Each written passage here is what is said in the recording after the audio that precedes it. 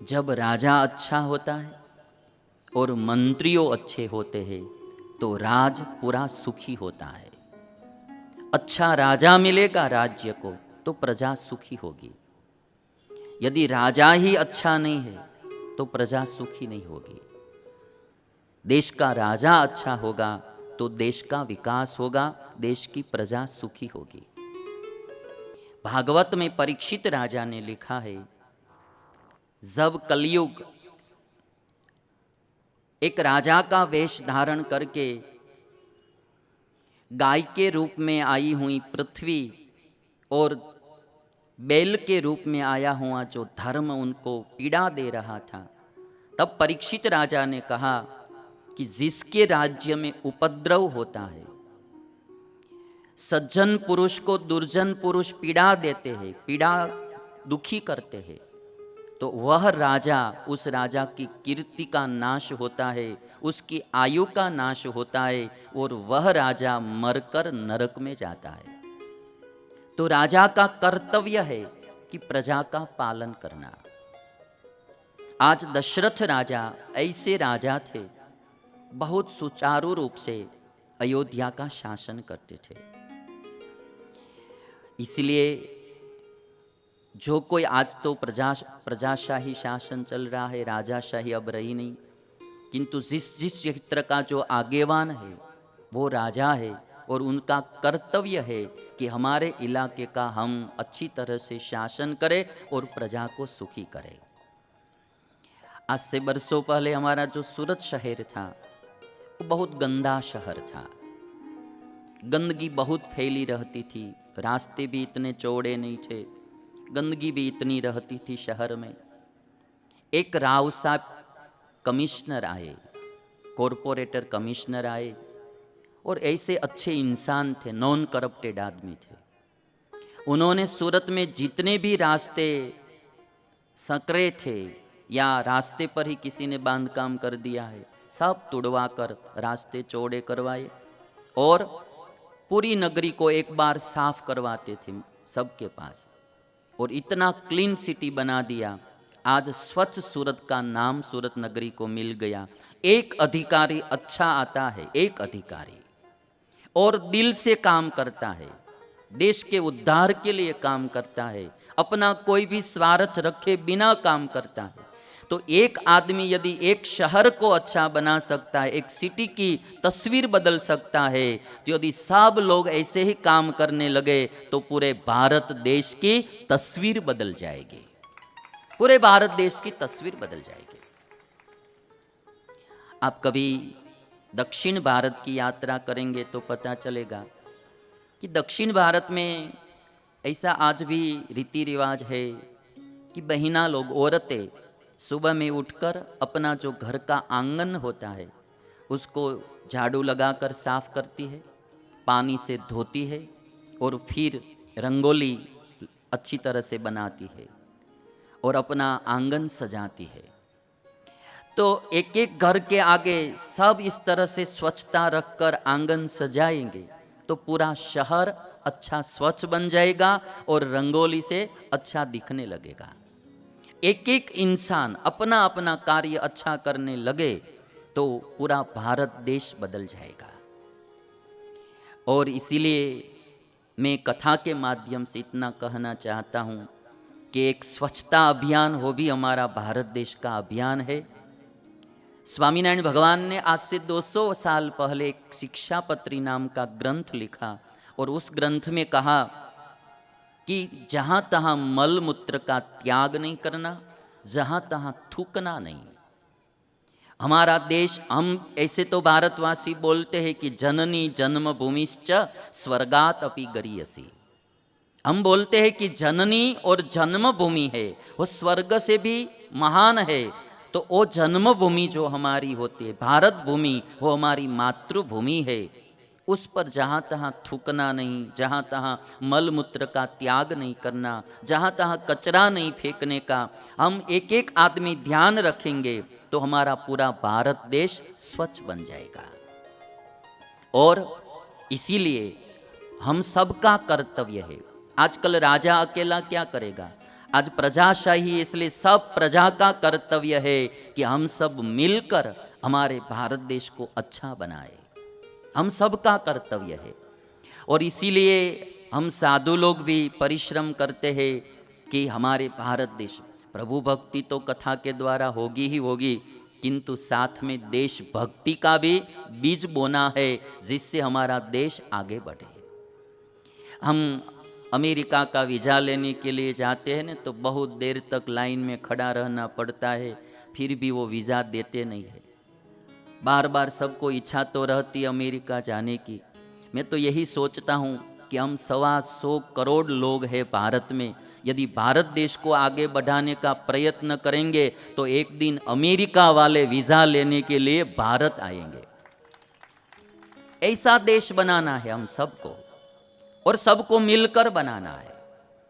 जो आदमी थोड़ा भी देश के लिए काम करके जाएगा तो उनका नाम अजर अमर हो जाएगा।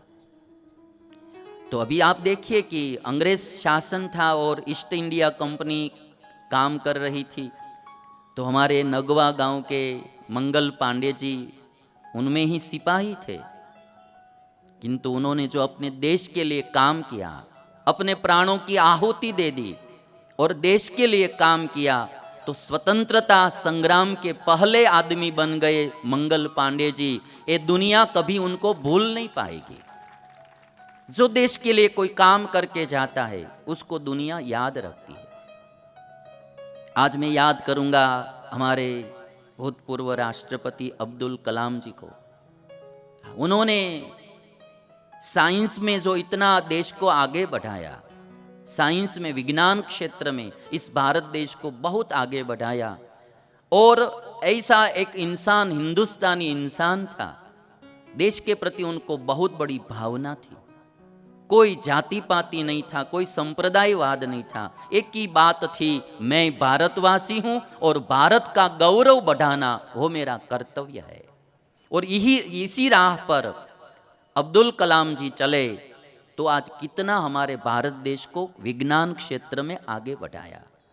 आज हम गौरव से कह सकते कि हमारा भारत विज्ञान क्षेत्र में बहुत आगे बढ़ रहा है। तो हम सबका कर्तव्य है कि हम भारत देश के लिए कुछ न कुछ करें। देश से हमको क्या मिला वो नहीं सोचना है, हमसे हमारे देश को क्या मिलता है वही सोचना है। सरकार हमको क्या देती हो नहीं सोचना है, हम देश के लिए क्या कर सकते हैं वही सोचना है। आज से आपको सबको पता होगा, जिसको करना है कुछ वो कहीं से भी कर सकते हैं। हाँ, यदि हम संसद सभ्य है या विधायक है तो ही कुछ काम कर सकते हैं, ऐसा नहीं। देश के लिए कहीं से भी काम करना है हम कर सकते हैं। 1971 में युद्ध हुआ था भारत पाकिस्तान का, और तब जो हमारा कच्छ भुज गुजरात में है, वहाँ एयरफोर्स का रनवे था, वो बम डालकर पाकिस्तान वाले ने तोड़ दिया था। तो तत्काल वो रनवे रिपेयर करना था, तभी प्लेन हमारा ऊपर चढ़ सकता है, और ज़रूरत थी जल्दी से रिपेयर करने की। कोई मजदूर वहाँ जाते नहीं थे क्योंकि डर रहता था, कभी भी बम गिर सकता है, मर सकते हैं, कोई जा नहीं रहे थे। तब कच्छ भुज में गुजरात में एक गांव है माधापुर गांव, उन गांव की 300 नारियां, औरतें तैयार हो गई कि हम रनवे रिपेयर करने के लिए जाएंगे। ये बनी हुई घटना है। 300 नारी, उनमें एक छोटी सी नारी 16 वर्ष की उम्र थी, अभी अभी उनकी शादी हुई थी, उनका नाम था धनु। धनु ने अपनी सास से कहा कि मैं भी रनवे रिपेयर करने के लिए जा रही हूं।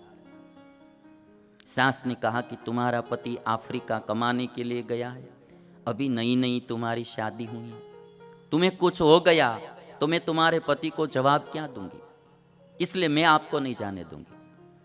धनु ने कहा कि माँ, गांव की सब नारियां, सब औरतें जा रही है तो मुझे भी जाने दीजिए। ये देश पर संकट आया है, संकट से उबारना हम सबका कर्तव्य है। तब सास ने कहा कि तो मैं भी आपके साथ चलूंगी। सास बहू दोनों 300 नारी ने 75 घंटे तक लगातार काम करके वो रनवे रिपेयर कर दिया। और अपना भोजन खाकर रनवे रिपेयर कर दिया। और जब ये युद्ध खत्म हुआ तब के प्रधानमंत्री थे इंदिराबेन गांधी, जब गुजरात की मुलाकात पर आई और तब माधापुर गांव गई और उन्होंने कहा कि मैंने तो एक झांसी की रानी की बात सुनी थी, आज माधापुर गांव में तो 300 झांसी की रानी है। 300 रानियां। एक औरत भी देश के लिए बहुत बड़ा काम कर सकती है। जो भी हमको भाग्य में या भगवान ने हमको कुछ दिया है कार्य करने का अवसर, तो ठीक तरह से काम करो।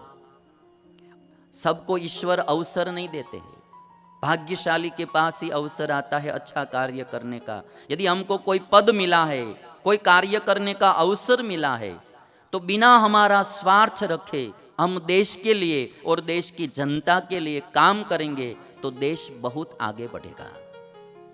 आज दशरथ राजा इस तरह से अयोध्या का शासन करते थे, इसलिए उनका नाम अवध पड़ा कि यहाँ किसी के हक का वध नहीं होता है, किसी के न्याय का वध नहीं, सबको न्याय मिलता है और सब लोग सुख शांति से जी सकते हैं। ऐसा सुचारू शासन करते थे। करना है तो सब कोई कर सकता है। मैं एक बार बार कथा सुनाता हूं कि जापान देश आप जानते होंगे, बहुत छोटा सा देश है। आपके उत्तर प्रदेश जो है तो उत्तर प्रदेश से तो आधा ही होगा देश, बहुत छोटा सा देश है जापान। एक दिन ट्रेन में सब जा रहे थे, मुसाफिर यात्रा कर रहे थे। एक आदमी सुई और धागा लेकर जो सीट कवर था उसको सी रहा था। तो किसी ने पूछा कि क्या आप रेलवे के कर्मचारी हैं? तो उन्होंने कहा कि ना, तो मैं शिक्षक हूं। तो आप ये सीट कवर रिपेयर क्यों कर रहे हैं? तो कहते हैं कि मैं हर दिन इस ट्रेन में अप डाउन करता हूं। कल मैंने देखा कि हमारी ये ट्रेन का जो सीट कवर है वो टूट गया है, तो आज मैं अपने घर से सुई और धागा लेकर आया और मैं अभी ये ठीक कर रहा हूं। तो आप क्यों कर रहे हैं? तो शिक्षक ने कहा कि मैंने ऐसा सोचा कि कोई विदेशी आदमी आएगा, कोई और देश से आदमी आएगा और इस ट्रेन में बैठेगा और हमारी ट्रेन का जो सीट कवर टूटा हुआ होगा तो हमारी देश की इज्जत जाएगी, इसलिए मैं मेरे घर से सुई धागा लाया हूं। एक शिक्षक देखिए कि हमारी देश की इज्जत बचाने के लिए हमको अच्छा काम करना पड़ता है। तो एक एक इंसान ऐसा बन जाएगा तो हमारा देश बहुत आगे बढ़ेगा। इसलिए ज़्यादा तो नहीं, मैं इतना कहूँगा कि हम सबको ये जीवन में नियम लेना है कि हम कहीं गंदगी कम से कम नहीं फैलाएंगे और हमारे देश को स्वच्छ रखेंगे। हमारे देश को हम स्वच्छ रखेंगे, हमारे इलाका को हम स्वच्छ रखेंगे। कैसे भी नगर पालिका वाले भी ध्यान दे, हम सब भी ध्यान दे, हमारे देश को हम स्वच्छ बनाकर आगे ले जाएंगे। अभी आप देखिए कौवा भी कैसे क्लीन का और स्वच्छता का अभियान चला रहा है, वो आप देखिए। जहाँ डाल डाल पर सोने की चिड़िया करती है। अभी आप देखेंगे ने तो इंसान कहीं भी कचरा फेंक देते हैं तो कौवा वो कूड़े कचरे को लेकर डस्टबिन में डाल रहा है। हम इंसान है ना, कहीं भी फेंक देते खाकर, तो ये जो कौवा है वो उसको ले लेकर डस्टबिन में डाल रहा है। बस हमको सबको इतना ही करना है। जहाँ डाल डाल पर सोने की चिड़िया करती है बसेरा, वो भारत देश है मेरा, वो भारत देश है मेरा। जहाँ डाल डाल पर सोने की चिड़िया करती है बसेरा, वो भारत देश है मेरा, वो भारत देश है मेरा। तो आप देखिए एक कौवा कचरा ले लेकर डस्टबिन में डाल रहा है। तो हम सबको ये करना है कि भाई कहीं भी कचरा नहीं, हम जो कुछ हो सके हमारे देश के लिए अच्छा काम करेंगे।